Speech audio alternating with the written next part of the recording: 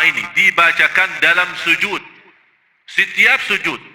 Apalagi kalau salat malam. Setiap sujud. Bukan sujud terakhir. Setiap sujud. Dibacakan semampunya. Ini doa pertama. Doa yang kedua. Yang ada di dalam suratul Anbiya. Kisah Nabi Zakaria. Surah 2 juga termasuk ayat melindungi kita dari hasud. Surat An-Nisa 54. Ini semua ayat-ayat masih di suratul Baqarah. Tapi yang penting saya mau akan jelaskan cara-cara untuk memakai bagaimana cara berobat, mengobati diri sendiri atau mengobati orang lain. Artinya orang lain ya, anak kita, suami kita, istri kita.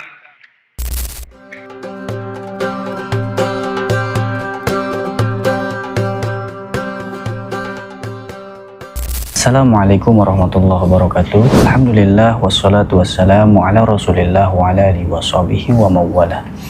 Allahumma shalli ala sayidina Muhammad wa ala ali sayidina Muhammad.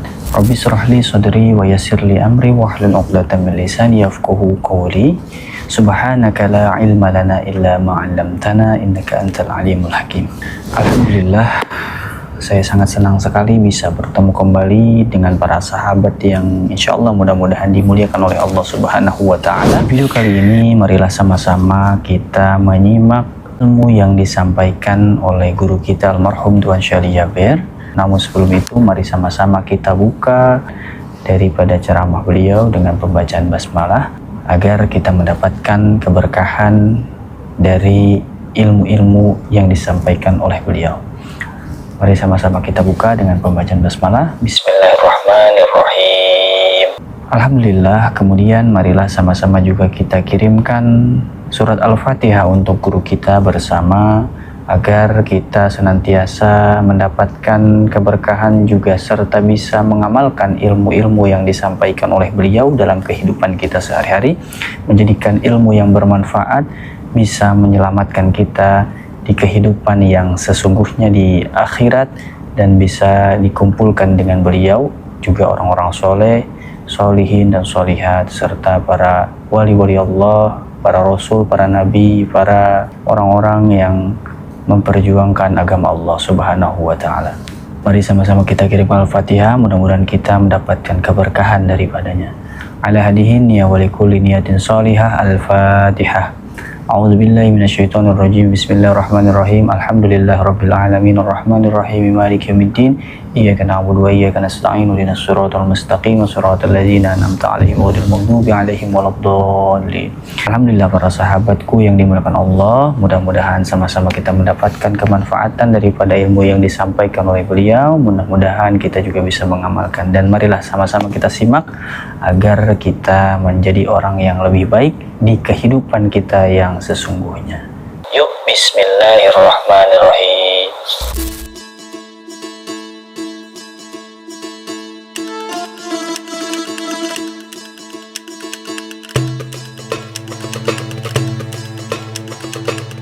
Lalu saya sering mendengar perkataan sunnah fajar yang dianggap sebagian besar sunnah fajar itu adalah sunnah sebelum azan subuh. Dan yang dimaksud dalam sunnah Rasul, sunnah fajar adalah sunnah qabliyah daripada salat subuh. Jadi tidak ada istilah fajar.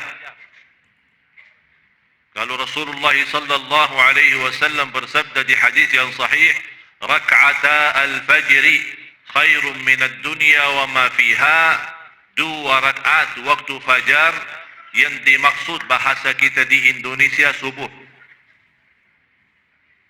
Kalau di dalam bahasa Arab dan kebiasaan di Arab dinamakan fajar, salatul fajr, wal fajri wa layalin ashr.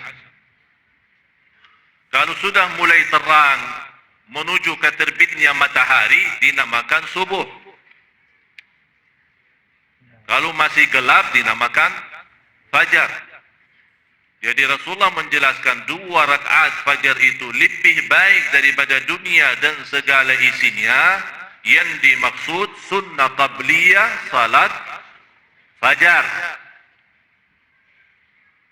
Bukan salat subuh.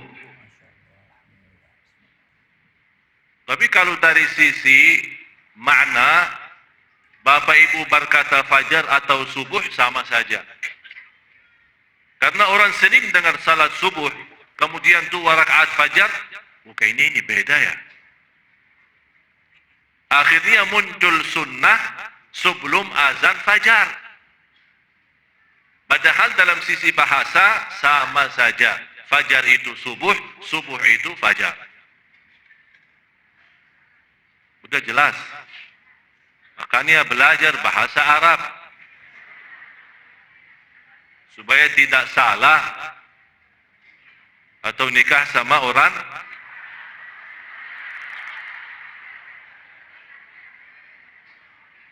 Bisa munculkan?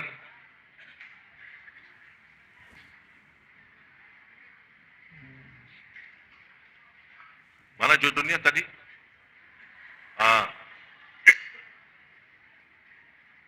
Tolong berhati. Bisa jelas? Bisa baca? Alhamdulillah. Ada yang buta huruf kan? Keajaiban ayat-ayat perlindungan. Bapak Ibu jemaah sekalian, ayat Al-Quran Allah turunkan menjadi barakah bagi kita semua. Jadi ayat Al-Quran untuk bukan hanya dibaca dan bukan hanya juga untuk mengambil barakahnya. Istilah barakah, ada orang membawa Al-Quran tapi tidak pernah baca. Selalu Al-Quran ada di dalam tas, alasannya mendapatkan barakah supaya tidak kecelakaan. Saya meyakini Al-Quran barakah, saya taruh di dalam mobil saya supaya tidak dicuri. Barangkali nanti dicuri orang yang suka Al-Quran, jadi bawa mobilnya sama Qurannya. Mobil dipakai, Qurannya dibaca. Jadi jamaah sekalian, Al-Quran bukan untuk itu. Memang kita pasti mendapatkan barakah, tapi yang jelas barakahnya untuk kita baca. Ini langkah pertama, Iqra. Bacalah. Soal amalkan, menamalkan isi Al-Quran, sudah saya menjelaskan berkali-kali. Tidak semua yang sanggup menamalkan isi kandungan Al-Quran. Tapi la yukallifullahu nafsan. Begitu ada perintah, fattaqullaha mastata'tum. Begitu ada perintah, bertakwalah kepada Allah sesuai kemampuannya. Tapi begitu ada larangan, jangan berkata sesuai kemampuannya. Wajib sami'na. Jadi harus dibedakan, ada perintah, ada larangan. Kalau ada perintah, sesuai kemampuan. Tapi kalau ada larangan, jangan berkata sesuai kemampuan. Seolah-olah kita boleh-boleh dosa selama masih belum mampu tinggalin dosa. Dan seolah-olah boleh tidak salat malam selama belum mampu tidak salat malam. Itu pemahaman yang keliru. Perintah sesuai kemampuan. La yukallifullahu nafsan illa wus'aha. Dosa maksiat tidak ada kemampuan di sini. Wajib kita tinggalkan. Seandainya kita kalah lawan hawa nafsu atau terjumus dalam dosa maksiat, Allah memberikan kesempatan untuk kita bertaubat. Dan karunia Allah bagi kita jemaah sekalian, saat kita mau berdosa maksiat karena dilalaikan oleh syaitan, Allah perintahkan malaikat, jangan tulis dulu dosanya. Kasih dia waktu. Ada sebagian ulama berkata diberikan waktu 24 jam. Kalau belum taubat, baru tertulis dosa. Kalau habis dosa kita nyesal, kemudian kita ingat Allah dan malu, segera bertaubat, Allah akan ampuni. Jadi dosa yang belum ditulis oleh malaikat, segera kita taubat, diampuni Allah, malah menjadi pahala, bukan dosa. Cuba lihat bagaimana rahmat Allah. Tapi begitu Anda berbuat kebaikan, Allah perintahkan malaikat segera tuliskan kebaikan 10 kali lipat. Subhanallah. Inna Allah yuhibbut tawwabin wa yuhibbul, Allah paling cinta hamba-hamba yang selalu bertaubat. Dan taubat itu bukan harus dari dosa maksiat. Dari kekurangan kita pun perlu taubat. Yang biasa salat malam, sudah malas salat malam, ya taubat. Obatnya taubat. Yang biasa rajin baca Al-Quran, tiba-tiba malas-malas baca Al-Quran, taubat. Jadi taubat itu bisa jadi untuk amalan salih yang kita tinggalkan. Bukan hanya dosa maksiat. Malah kata ulama, menunda taubat perlu taubat. Faham maksudnya? Jadi ada dosa yang harus ditaubati. Tapi kita tunda taubatnya. Nanti besok belum siap, insya Allah kapan-kapan. Ini nunda taubat perlu taubat sendiri. Berarti menunda taubat sendiri itu salah. Oleh karena itu jemaah sekalian, lewat majlis ta'lim kita ini, saya mengajak Anda supaya betul-betul bisa mendapatkan berkahnya Al-Quran menjadi nyata dalam kehidupan kita. Supaya kita bisa tenang dalam kehidupan kita, bisa bahagia dalam rumah tangga kita, bisa juga selamat dunia dan akhirat karena berkahnya Al-Quran. Sebelum saya tunjukkan keajaiban ayat-ayat Al-Quran yang membuat perlindungan, saya bawakan doa yang pernah saya sampaikan. Anda punya kesempatan untuk menulis. Ada satu doa dibaca satu kali dalam satu hari pagi, boleh habis subuh, kemudian satu kali habis maghrib. Boleh juga sebelum maghrib, tidak jadi masalah.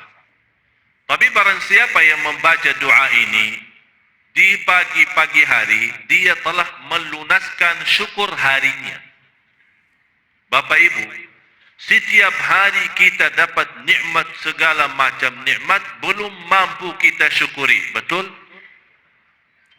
Ada satu doa, insya Allah dengan doa ini kita sanggup dan lunaskan bayar syukur kita setiap hari. Karena nikmat segitu banyak. Ada yang kita masih ingat, ada yang kita tidak bisa ingat. Ada yang kita bisa sebutkan, ada yang tidak bisa kita sebutkan.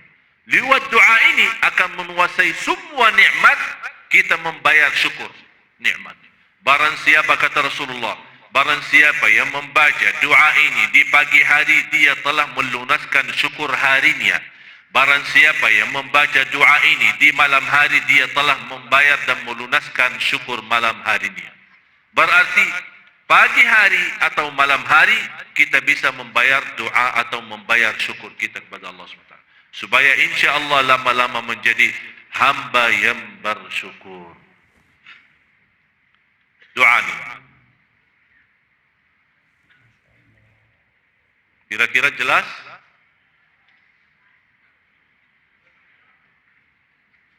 Jelas? Bahasa Arab sama bahasa Indonesianya?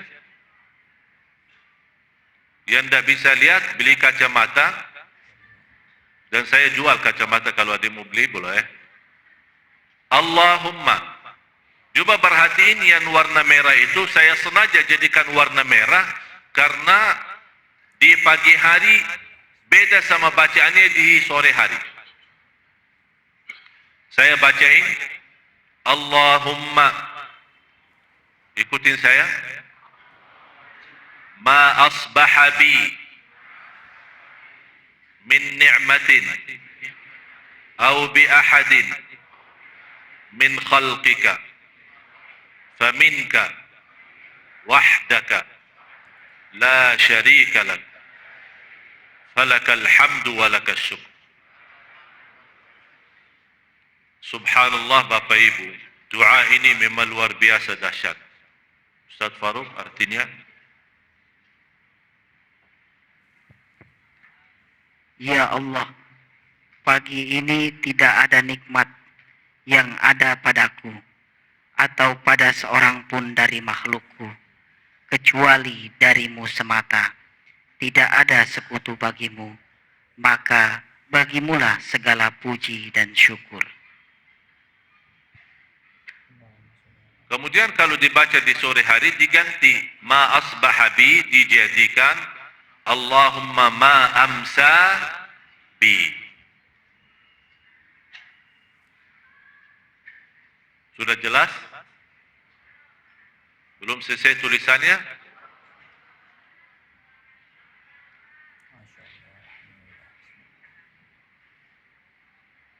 Sudah muazan belum? Soalnya kelamaan.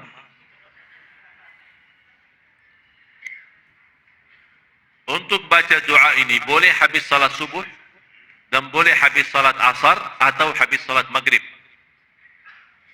Mana saja boleh kalau sudah masuk waktu sore hari.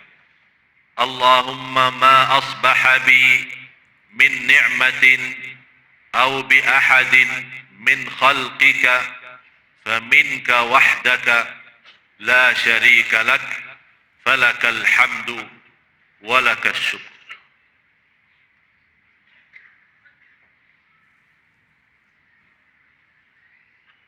Terus yang kedua, ya tulis bahasa Latinnya saja. Tuliskan bahasa Latinnya saja. Ya, saya akan bacakan sekali, tuliskan bahasa Latinnya. Allahumma.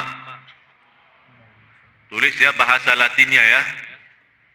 Nanti biar bisa Anda baca. Daripada tulis bahasa Arab nanti salah baca. Allahumma ma asbaha bi min ni'matin aw bi ahadin min khalqika faminka wahdaka la syarika lak falakal hamdu walakal syukru.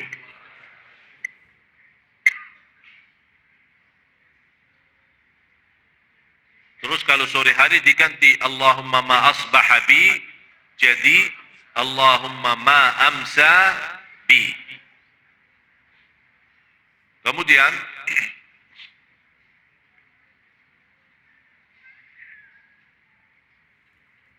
doa ini sangat sederhana, tapi dari sisi makna sangat luar biasa.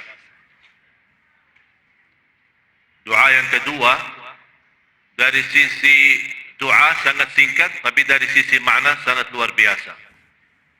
Allahumma inni as'aluka al-afwa wal-afiyah fid dunya wal-akhirah. Boleh dihafal ini? Boleh dibaca sekali habis subuh dan sekali habis asar atau habis maghrib. Allahumma inni as'aluka al-afwa wal-afiyah fid dunya wal-akhirah. Kalau Bapak Ibu membaca doa ini di rumah bersama anak-anak dan keluarga di rumah, boleh seorang yang memimpin kita membaca Allahumma inna, bukan inni. Ya, karena di sini ramai orang, jadi dirubahkan menjadi banyak. Allahumma inna nas'aluka. Sisanya sama saja. Allahumma inna nas'aluka. Ada orang Bapak Ibu yang suka baca sekalian dia membayangkan atau mengingat nawaitu untuk orang tuanya, untuk anaknya, saudaranya, keluarganya. Boleh. Allahumma inna nas'aluka al-afwa wal-afiyah fid dunya wal-akhirah. Rasulullah sallallahu alaihi wasallam seorang datang meminta doa. Ya Rasulullah, berikan kepadaku doa. Tapi doa yang melengkapi seluruh. Jadi dia ingin bahagia, dapat pemaafan, dapat ampunan, dapat keselamatan dunia akhirat. Rasul menjawab, salillahal afiyah, memohon kepada Allah afiat.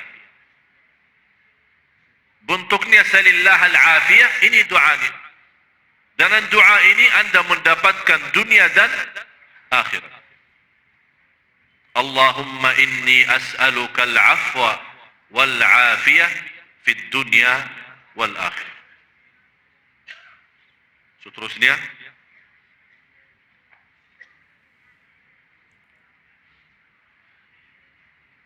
ini doa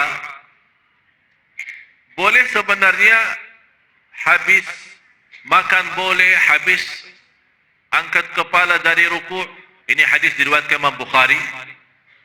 Hadis ini riwayat Imam Bukhari. Ini boleh dibaca sesudah berdiri dari rukuk, sudah i'tidal. Sami'allahu liman hamdah rabbana walakal hamd. Boleh juga dibaca misal habis makan, habis minum. Karena habis makan minum kan kita bilang alhamdulillah kan. Habis bersin kita bilang alhamdulillah. Jadi boleh anda melanjuti alhamdulillahi hamdan kathiran tayyiban mubarakan fihi kama yuhibbu rabbuna wa yarda. Ada riwayat lain ditambah dengan ini mubarakan fihi mubarakan alaihi kama yuhibbu rabbuna wa yarda. Ini doa sangat luar biasa manfaatnya. Sangat diagungkan oleh malaikat. Dan Rasulullah sallallahu alaihi wasallam sendiri menjelaskan kepada seorang sahabat yang telah membaca doa ini, saya melihat ribuan malaikat yang meribut menuliskan doa, saking agungnya doa ini. Alhamdulillahi hamdan kathiran.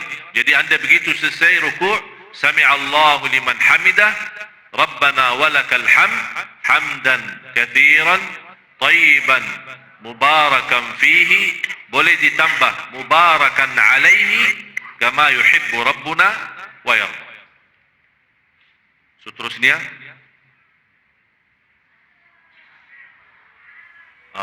mana baknya ini? Salah ketik ya? Belum tulis doa tadi ya? Astaghfirullah. Taubat, taubat. Taubat.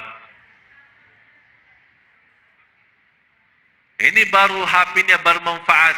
Daripada foto sama saya, foto aja doanya. Cek-cek foto, jelaskan foto ini dari mana-mana bisa difoto. Nanti juga minta bantuan Sunda Kelapa dikopikan flash disknya. Bawa flash disknya atau bawa ini bisa dikopi, dipindahin, silahkan, boleh. Tinggal bayar 5 rial, tak apa-apa, cukup. Alhamdulillahi hamdan, sama-sama. Alhamdulillah hamdan kathiran tayyiban mubarakan fihi mubarakan alaihi kama yuhibbu rabbuna wa yarda. Bacain artinya, Ustaz. Segala puji hanya bagi Allah, puji-pujian yang banyak, baik penuh barokah di dalamnya, sebagaimana Allah menyukai dan meridhoi. Seterusnya, ini sekarang masuk kepada ayat. Saya tidak akan membacakan ayat, tapi anda boleh tuliskan angka-angka, nomor surah sama nomor ayatnya, atau hanya saya bacakan secara keseluruhan. Nanti insyaAllah tim saya akan membagikan. Saya sudah akan janji membagikan. Sudah ada di pintu-pintu.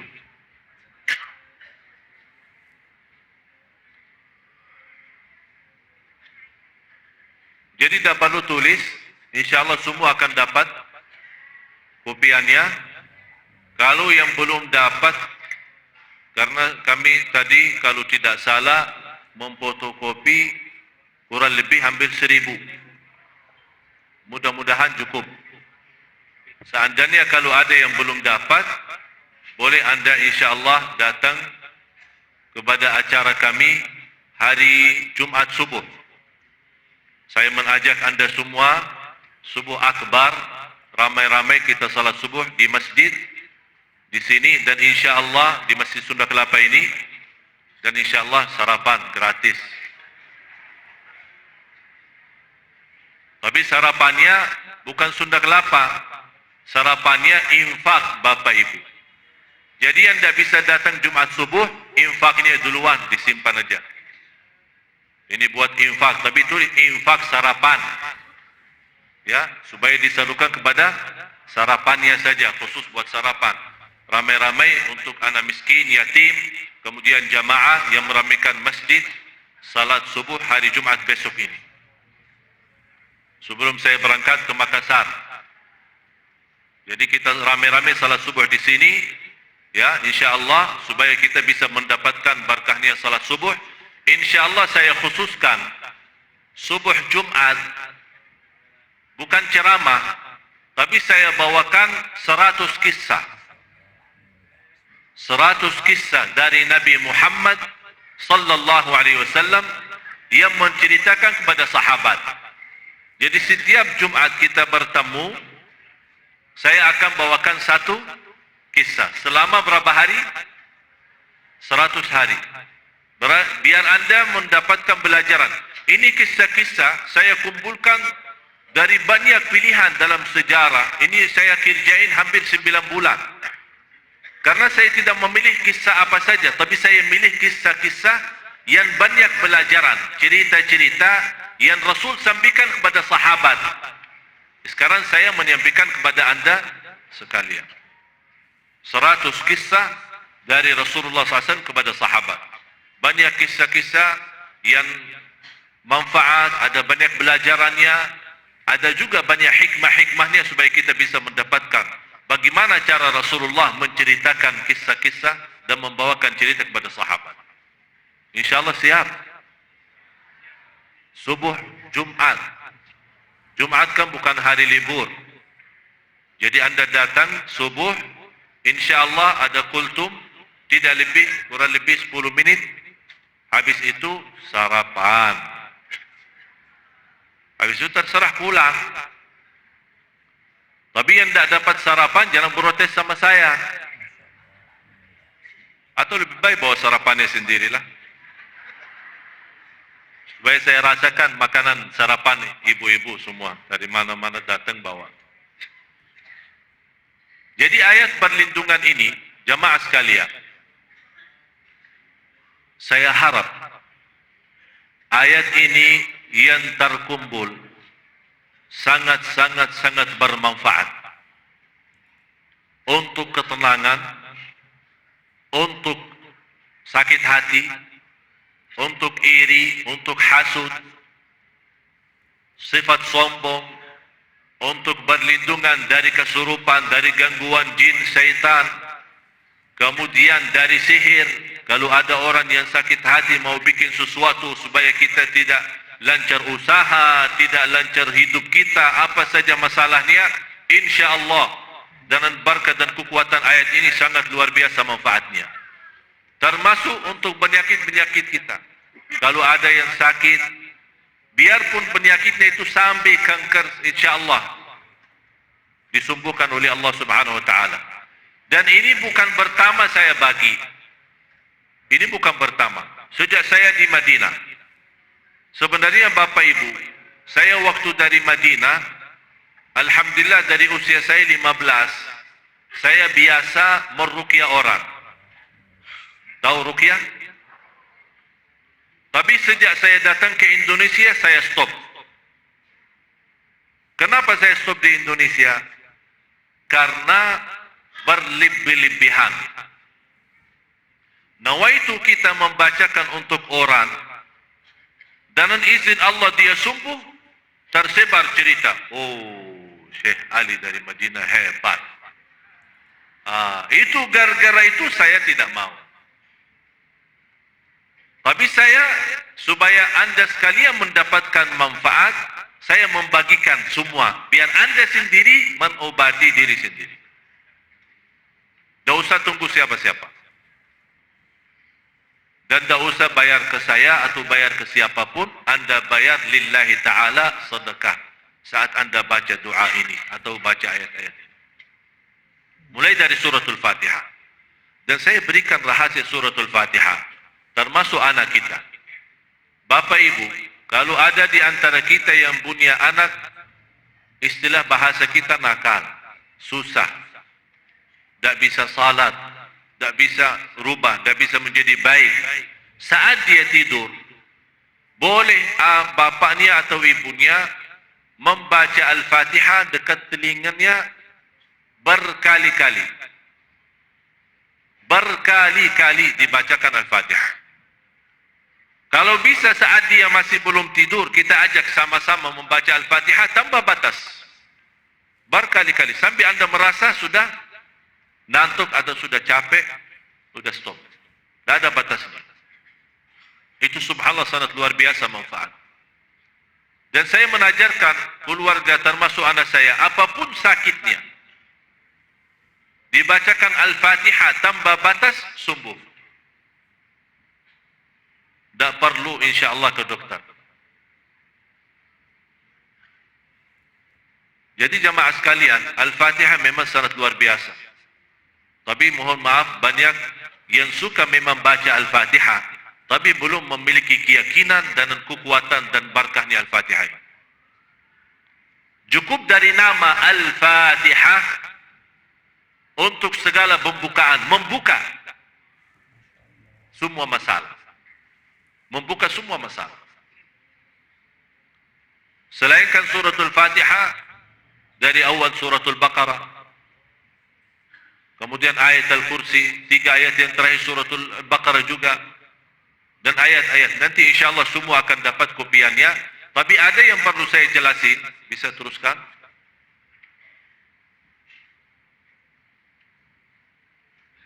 Ini 5 ayat suratul Baqarah. Terus.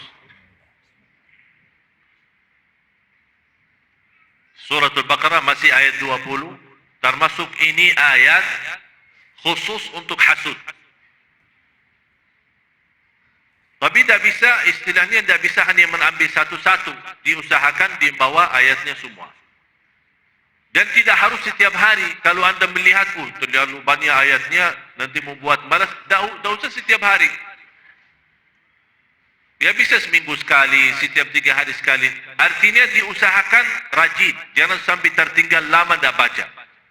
Sudah jelas? Terus. Ini juga untuk menolak hasudnya orang. Kalau kita punya usaha, ada orang yang suka iri atau suka hasud kita, insyaAllah ayat 20 sama ayat 69 akan melindungi kita dari hasudnya orang. Terus, ini juga termasuk untuk hasud. Jadi 3 ayat, 20, 69 sama 109. Ini semua ayat khusus untuk menolak hasudnya orang terhadap kita. Hasudnya terhadap hidup kita, bahagia kita di rumah tangga, usaha kita, apapun yang terkait dalam kehidupan kita sehari-hari. Terus, ini ayat Al-Kursi sama ayat selanjutnya. Terus lagi. Teruskan. Ini semua ayat-ayat masih di suratul Baqarah. Tapi yang penting saya mau akan jelaskan cara-cara untuk memakai bagaimana cara mengobati diri sendiri atau mengobati orang lain. Artinya orang lain ya, anak kita, suami kita, istri kita. Ini juga termasuk ayat melindungi kita dari hasud. Surat An-Nisa 54.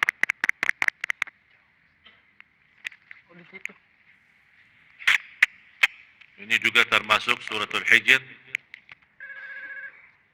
Walaqad ja'alna bis samai burujan, ayat 16 sampai 18, 3 ayat. Kalau angka pertama itu nomor surah. Ya, angka pertama suratul Hijr 15 itu nomor surahnya. Surah 15 ayat 16 sampai dengan ayat 18. Kemudian dari surat Taha 23 ayat pertama. Mulai dari ayat 1 sampai ayat 23. Ini sangat luar biasa manfaatnya bagi orang yang kena sihir. Orang pun yang belum kena sihir, mudah-mudahan dalam teruskan membaca ayat ini tidak akan bisa mengganggu dalam sihir. Terus. Ini masih surat Taha, surah 20 ayat 131.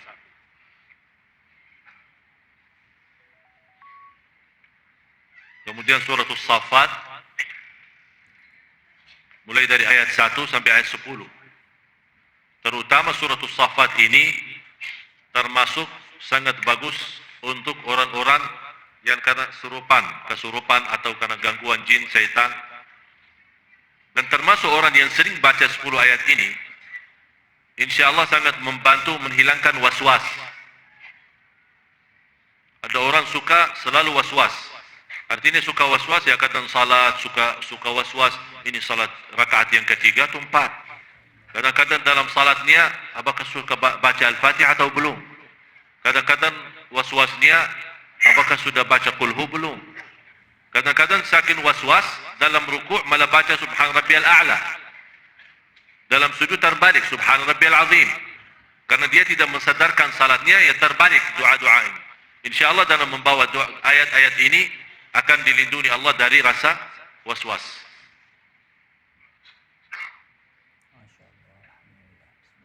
Terus surat Tabarak terutama 14 ayat pertama. Mulai dari ayat 1 sampai ayat 14. Kalau bisa teruskan saja sampai habis. Kenapa sampai habis? Karena 14 ini memang untuk melindungi kita dari godaan. Termasuk godaan hawa nafsu, termasuk juga dari hasud, dari sakit hati orang, dari iri, dari sihir, dari gangguan jin syaitan. Dan sekaligus kita mendapatkan, kalau kita teruskan sampai habis, akan mendapatkan perlindungan Allah dari siksa kubur.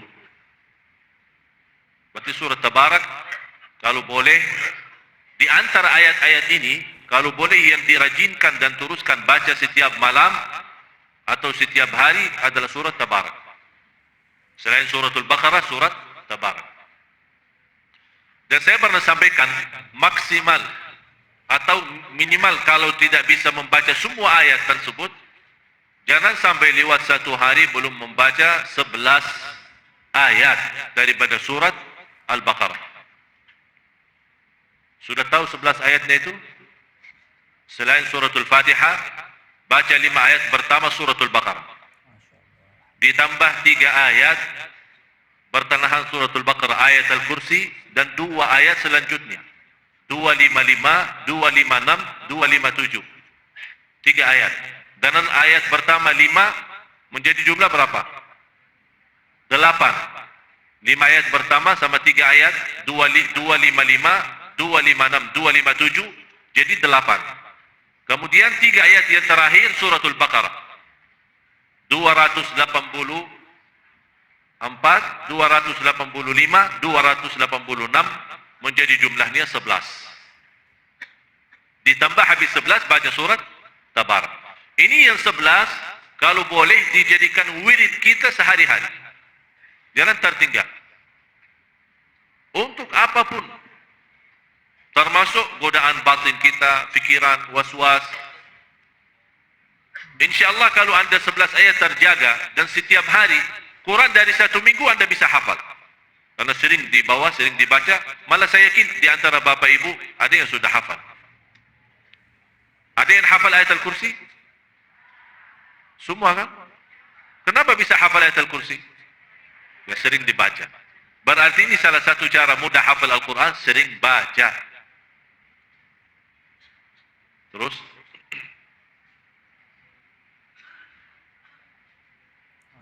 Ini suratul Qalam.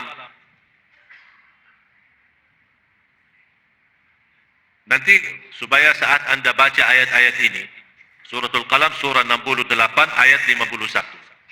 Saat Anda baca ayat-ayat ini, tolong buka nanti Al-Quran di rumah, baca terjemahannya, artinya.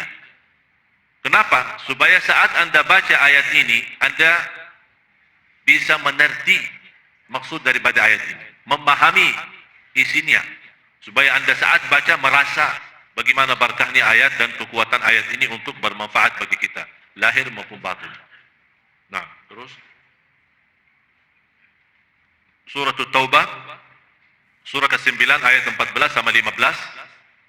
Terus ini semua ayat yang saya jelaskan ini semua ada di kopiannya ya. Tinggal insyaallah semua mudah-mudahan dapat. Terus ada yang sudah dapat? Hah? Ya ini ada sebagian dapat sana. Ya udah nanti. Ya nanti diatur habis salat insyaallah masing-masing dapat. Ada hampir 1000. Mudah-mudahan yang tidak dapat kali ini insyaallah jangan khawatir. Insyaallah kita hari Jumat subuh kita ketemu lagi insyaallah dapat insyaallah. Terus coba masuk kepada cara, teruskan, terus.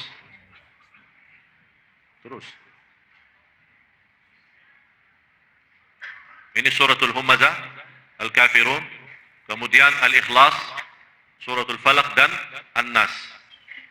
Kemudian cara menggunakan, terutama bagi orang yang memang sakit. Yang memang sakit.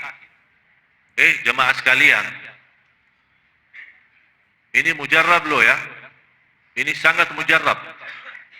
Kalau bagi orang yang biasa meruqyahkan, yang bawa ruqyah, membacain kepada jamaah, ini bisa puluhan juta nih. Beneran. Mana orang-orang yang mau memberikan rahasia ayat kalau dia tidak memanfaati. Oleh karena itu saya harap Anda semua gantungkan hati Anda kepada Allah saja.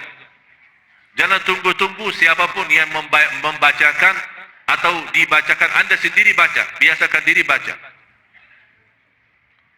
Dan kalau saya membawakan ini karena memang selama yang saya di Madinah maupun sejak pertama datang sampai pernah saya ada satu cerita masuk masjid, ada seorang jamaah, seorang pengusaha, dia punya anak perempuan karena gangguan. Dia habis cerita, saya bilang, ayo saya tunggu di masjid, bawa kemari. Ternyata yang kena gangguan itu adalah jin dari Hindu. Agamanya agama Hindu. Begitu dia masuk masjid, sebelum saya datang, ada seorang yang membacain. Tapi kayaknya belum mau keluar. Saya dah mau, aku cinta sama dia, saya dah mau lepasin, saya mau nikah sama dia katanya. Begitu saya datang dan saya mengucapkan Assalamualaikum, lagi ramai di masjid. Malah seorang wanita ini matanya ke saya dan langsung berteriak. Sampai saya sebelum baca langsung berteriak dan dia berkata, ini jin yang bicara. Syekh Ali jangan ikut campur. Oh, tahu nama saya juga. Langsung dia kata, Syekh Ali jangan ikut campur. Saya bilang begini, kalau saya tidak ikut campur, udah kamu keluar aja, tidak usah ganggu lagi. Atau saya akan habiskan kamu sampai mati. Saya tidak takut, tapi jangan ikut kamu campur. Nanti saya bawakan kampung saya semua. Dia kan ada jin pun punya kampung sendiri. Alhamdulillah begitu saya baca, masih belum selesai Al-Fatihah, satu kali dia berteriak dengan suara yang keras, dan Alhamdulillah dengan doa-doa beliau masuk Islam.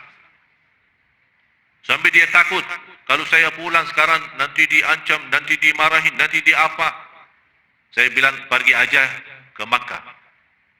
Di lingkungan haram, subhanallah, di Masjidul Haram sendiri ada ribuan malah bisa jutaan jin yang muslim atau baru masuk Islam, kalau bahasa kita mu'allaf, ya. Tapi karena mereka takut pulang ke kotanya sendiri atau kampungnya sendiri, terganggu atau tersiksa, akhirnya mereka masuk. Karena jin yang non-muslim tidak bisa masuk tanah suci.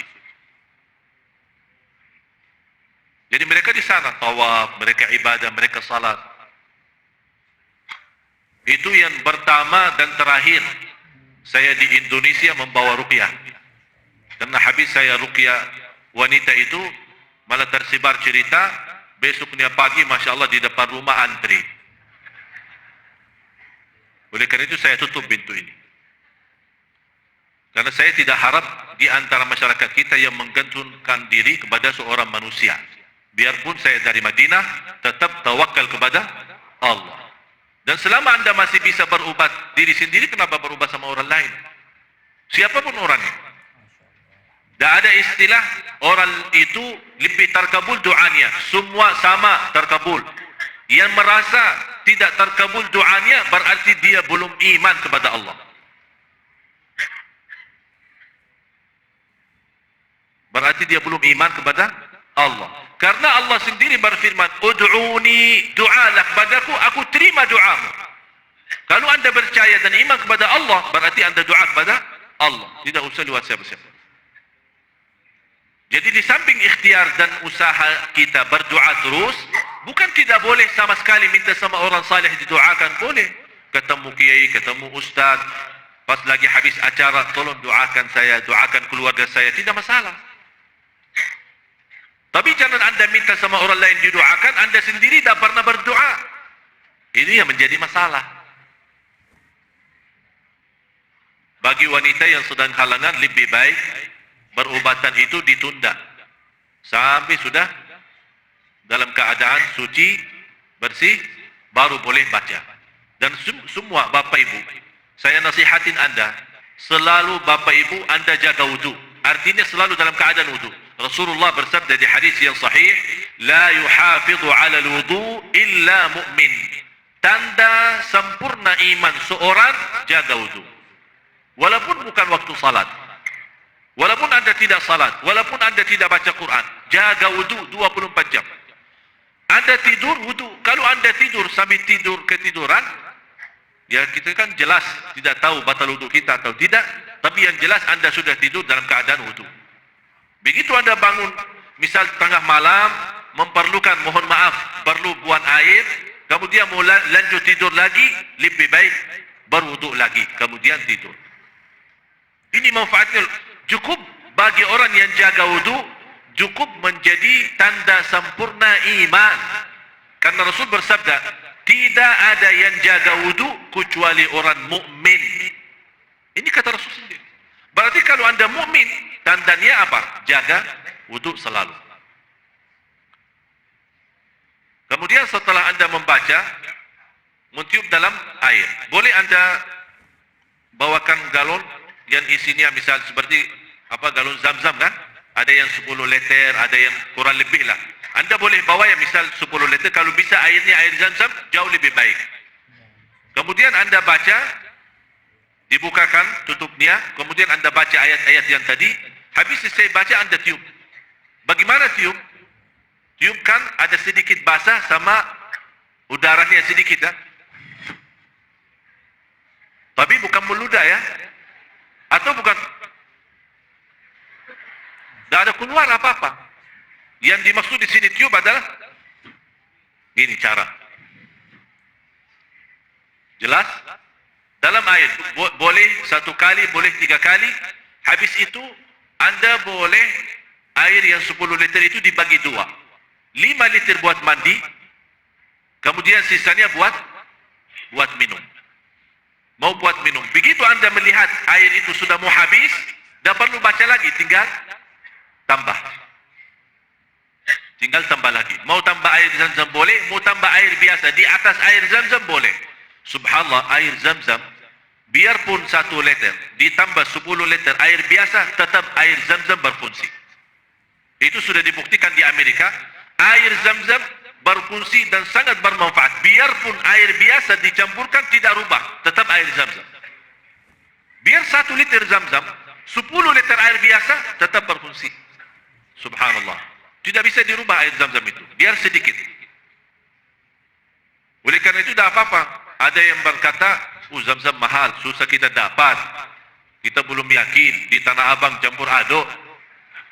Belum jelas air Zam-Zam dari mana. Zam-Zam Makkah atau Zam-Zam Tanah Abang. Ya Zam-Zam biarpun campur tidak masalah. Jangan takut. Malah Anda tambah lagi campur. Ya, yang jelas yakini ada sebagian walaupun sedikit isinya ada Zam-Zam beneran. Walaupun sedikit. Kemudian 5 liter ini yang buat mandi, Anda siapkan 3 kilo, 1 kilo daun bidara. Tahu daun bidara? Tidak tahu ya? Apa bahan? Sebenarnya daun bidara kalau bahasa Arab sidir, sebenarnya gambarnya tidak dimunculkan ya. Ya memang dia daunnya sangat tidak terlalu besar, tapi subhanallah sangat bermanfaat untuk berobat. Di negeri Arab banyak, di Indonesia pun banyak. Di Indonesia banyak sekali, malah justru kadang-kadang orang Arab yang mengobati orang suka datang ke Indonesia ambil ya daun bidara itu. Hah? Tidak tahu apa namanya di sini. Bidara juga. Ya udah yang tidak tahu tanya aja nanti. Kemudian 1 kilo daun bidara, 1 kilo garam, 1 kilo tawas. Tahu tawas? Yang kayu batu itu kan? Nah, dicampurkan, pertama dihaluskan, dihancurin sampai halus, sampai jadi bubuk ya. Sampai habis betul jadi bubuk, kemudian dicampur sama-sama. Dicampur aduk 3 kilo, ya 1 kilo, 1 kilo, 1 kilo menjadi jumlahnya 3 kilo. Habis Anda campurin semua menjadi kayak bubuk, dibagi 7 bagian. 7 bungkus rata-rata. Dan setiap hari habis salat asar.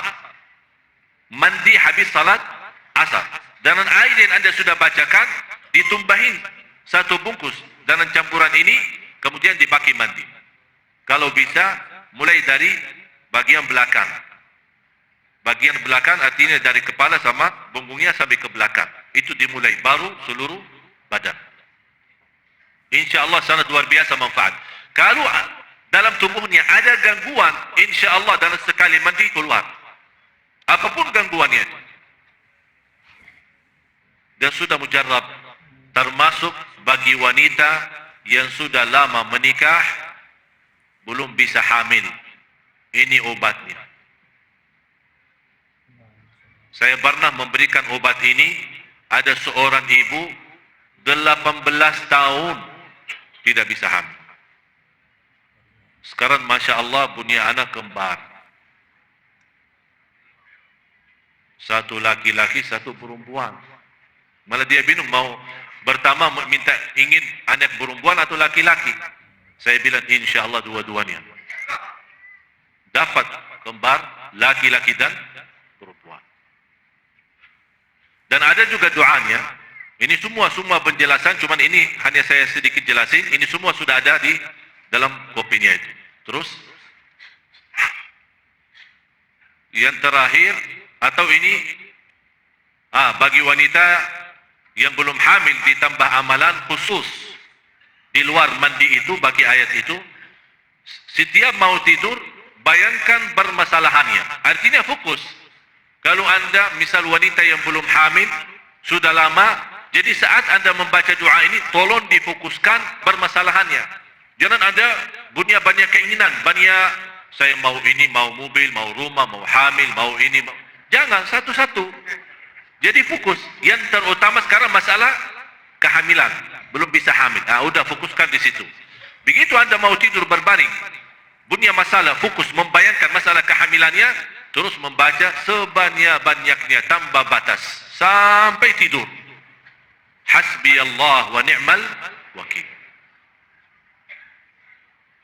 Dan saya heran bagi orang yang punya masalah. Padahal Allah berfirman, kalau orang baca doa ini, fanqalabu bi ni'matin min Allah. Allah akan membolak-balik mereka dengan nikmat yang tidak pernah disangka. Luar biasa. Hasbunallah wa ni'mal wakil. Mau baca hasbi Allah maupun hasbunallah sama saja. Karena orang bertanya, maaf, ada hasbuna, ada hasbi. Bedanya apa? Sama aja. Jadi jangan terlalu memperhatiin bacaannya bagaimana. Semua boleh. Mau baca hasbi Allah, hasbunallah. Artinya saat anda baca hasbi Allah wa ni'mal wakil, hasbi Allah. Terus ada sekali-kali tersebut tanpa kita sadar hasbunallah wa astaghfirullahaladzim. Ya sama aja, boleh teruskan. Bukan dosa.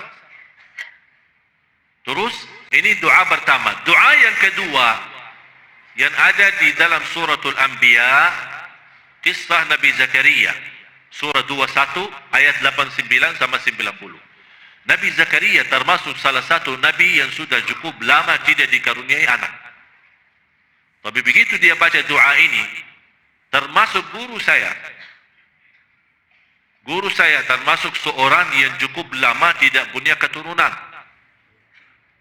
Dan beliau menijazahkan ke saya ayat ini. Doa ini dibacakan dalam sujud. Setiap sujud. Apalagi kalau salat malam. Setiap sujud. Bukan sujud terakhir. Setiap sujud.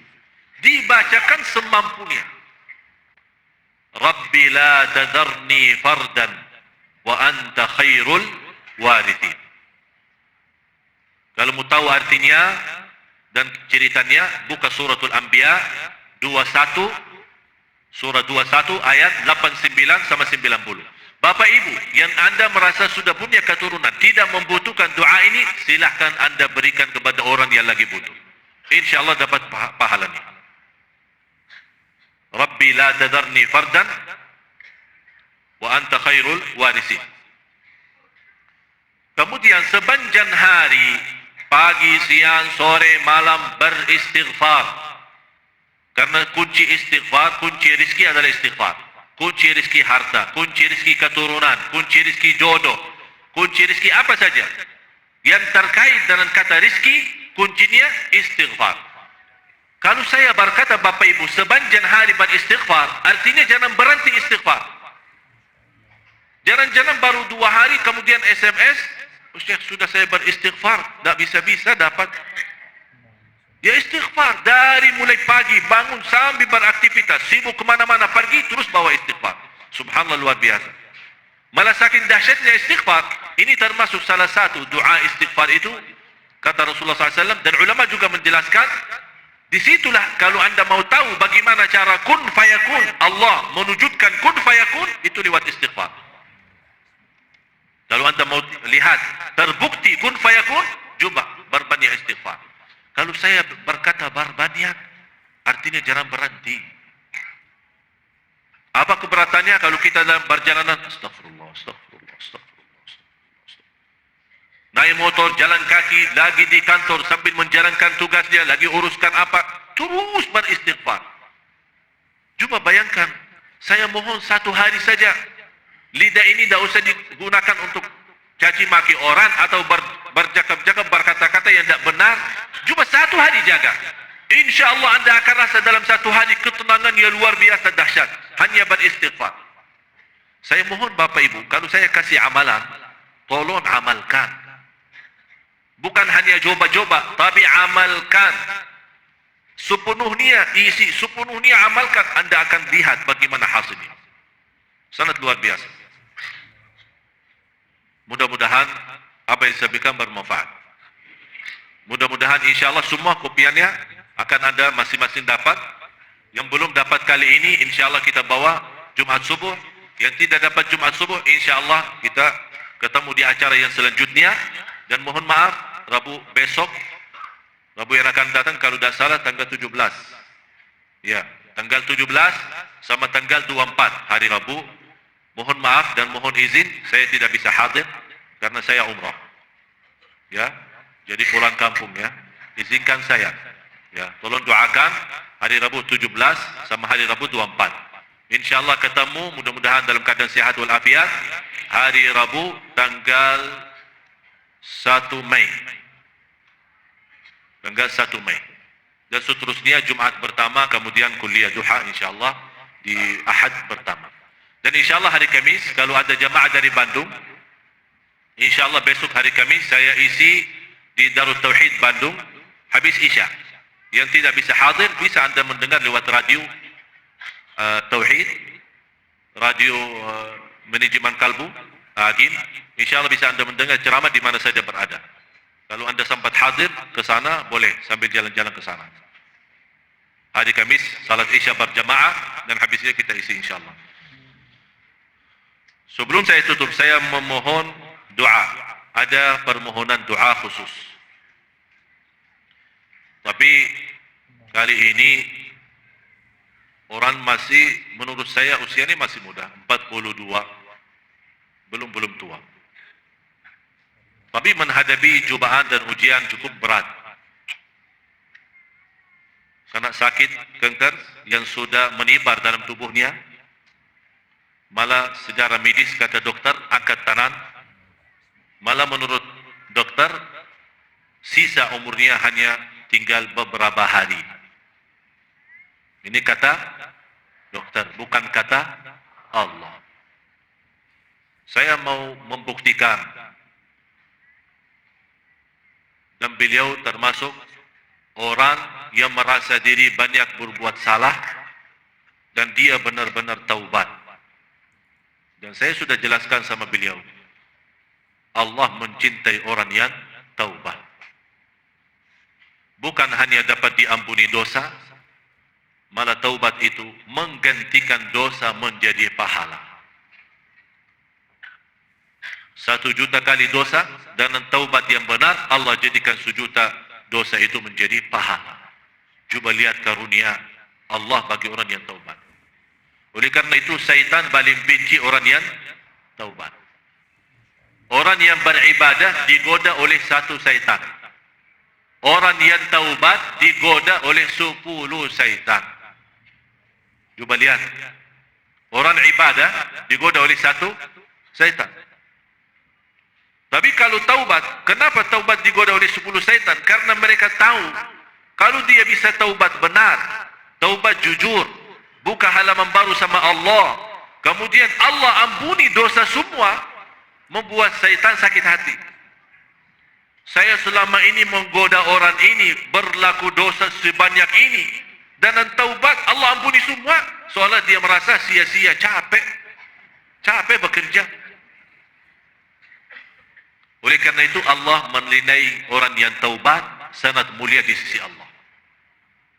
Rasulullah sallallahu alaihi wasallam bersabda, "Inni la astaghfirullah wa atubu ilaih fil yawmi 100 marrah." Aku beristighfar dan taubat dalam 1 hari dan 1 malam 100 kali. Rasul ini bertaubat 100 kali dalam 1 hari. Apalagi kita yang bukan Rasul, apalagi banyak kekurangan dan dosa-dosa kita. Oleh karena itu kita mohon semua jamaah sekalian mendoakan beliau. Namanya Bapak, saya titip amanat ini ya. Amanat, tolong semua. Kalau anda lagi salat atau lagi sujud, atau lagi salat malam, apalagi besok, misal malam Jumat, tolong kalau anda ingat, sebutkan nama beliau. Namanya Bapak Sumbani. Bapak Sumbani. Tolong didoakan supaya kita buktikan doa itu memang mampu merubah takdir. Doa itu mampu merubah takdir. Kita mendoakan beliau dan insya Allah Bapak Ibu yakini siapapun di antara Bapak Ibu mendoakan orang lain, anda dapat 2 manfaat. Yang pertama, malaikat menaminkan. Kalau malaikat menaminkan, berarti itu tanda doa kabul. Yang kedua, begitu kita habis doa, malaikat sendiri berdoa, ya Allah, apapun yang dia berdoa, kembalikan juga buat dia. Jadi malaikat menaminkan doa kita untuk orang lain. Yang kedua, malaikat sendiri mendoakan khusus untuk kita. Subhanallah. Dan kita tahu Bapak Ibu, kalau malaikat berdoa pasti makbul. Oleh karena itu Rasul dan sahabat lebih banyak mendoakan orang lain daripada mendoakan diri sendiri.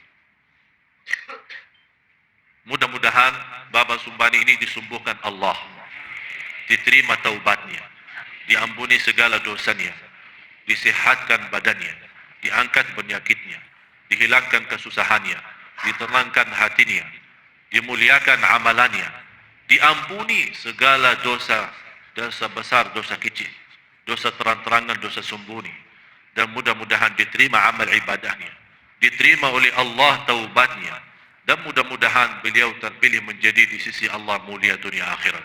Al-Fatihah. Alhamdulillah, para sahabatku yang dimuliakan Allah, baru saja kita sama-sama belajar daripada ceramah ataupun ilmu-ilmu yang disampaikan oleh Syekh Ali Jabir, almarhum guru kita. Kita kirimkan Al-Fatihah untuk beliau sekali lagi sebelum kita tutup. Masya Allah, begitu banyak ilmu-ilmu yang disampaikan oleh beliau. Mudah-mudahan kita bisa mengamalkan dalam kehidupan kita. Dan mari sama-sama kita doakan, mudah-mudahan beliau selalu Allah terangi kuburnya dan juga ditempatkan di tempat terbaik di sisi Allah Subhanahu wa taala, ditempatkan di raudhah min riyadil jannah. Mari sama-sama kita kirimkan Al-Fatihah kepada beliau.